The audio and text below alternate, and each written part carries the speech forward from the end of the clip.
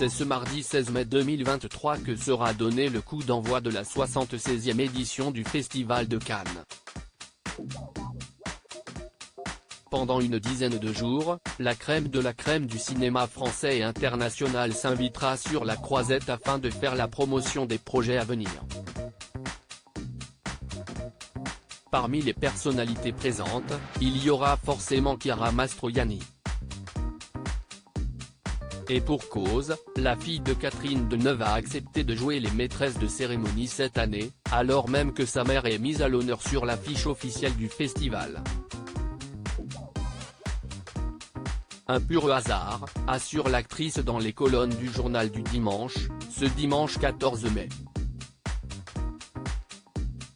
Si elle se réjouit déjà de relever ce défi, la comédienne, qui fêtera ses 51 ans le 28 mai prochain, n'en demeure pas moins anxieuse à l'idée de devoir animer la cérémonie d'ouverture ainsi que celle de clôture.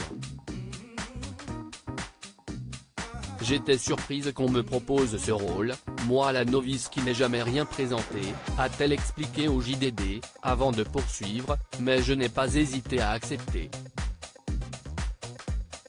J'ai dit oui avant que mon surmoi ait le temps de dire non.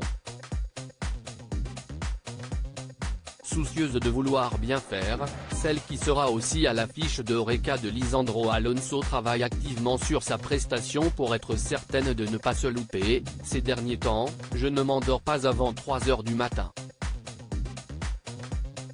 Une cérémonie, si assez solennelle. J'espère réussir à faire quelque chose de simple, a-t-elle confié en précisant qu'elle travaillait sur un texte avec 2 auteurs. J'aimerais pouvoir faire rire, mais c'est un exercice difficile. Supérieur à Festival de Cannes, les 31 robes de soirée qui ont marqué l'histoire. Il ne faut pas essayer d'être autre chose que ce que l'on est, n'hésitant pas à revoir d'anciennes cérémonies pour se mettre dans le bain et prendre exemple sur ses collègues qui sont passés par là avant elle. Chiara Mastroianni se souvient aussi de ses plus grands moments d'embarras cannois, notamment lorsqu'elle avait été missionnée pour être remettante. J'ai déjà fait la remettante et je me suis souvent planté, dans le texte ou le déplacement, s'est-elle remémorée auprès de nos confrères. Et de plaisanter, je ne devrais pas dire ça, on va me décommander.